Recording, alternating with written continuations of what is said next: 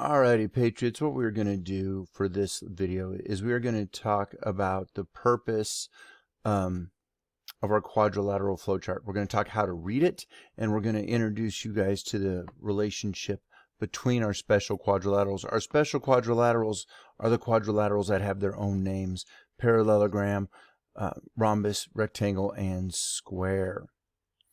So we are going to use the words always and every when we relate some of our shapes together. So in our relationships, our flowchart, we have quadrilaterals that are on top of each other and then ones that are below. So if a quadrilateral is below another quadrilateral, so in this case, the bottom one, so I know that the bottom quadrilateral has all the properties of the top one. So the bottom one is the top one.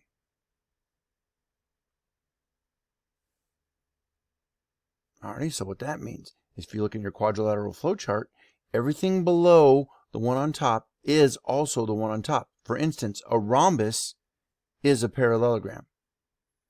A rectangle is a parallelogram. A square is a rectangle. So how we use these ones, bottom is always top. Bottom is always top. You can also say every bottom, whatever the shape on the bottom is, every bottom is a top. So every shape on the bottom of the one above it is the one above it. I can also call it the one above it. More specifically, it should be the one on the bottom, and we're going to get to that in our last slide. But so I can say the bottom is always referred to as the shape on top. Every square is a parallelogram, or a square is always a parallelogram, or every square is a parallelogram. Well, if we flip it around and we do it the other way, if we're going from above to below, we're going to use the word sometimes.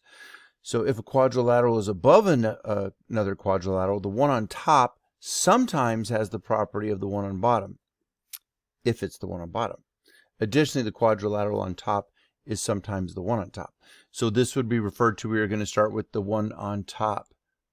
So we are going to say top is sometimes the bottom.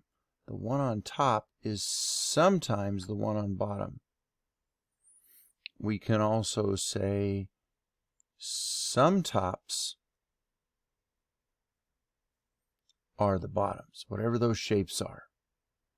Or we could say are the belows, the tops and the belows, the tops and the bottoms. So this is what we're going to do when we actually look at our quadrilateral flowchart. We're going to use the names of those quadrilaterals.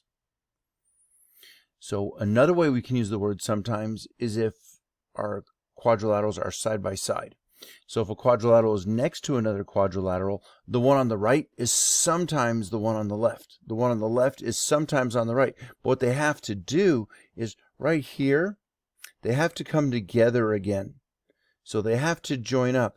Do you know where these are on your quadrilateral flowchart? You should. But you should be looking at it. So this could be read as left is sometimes right,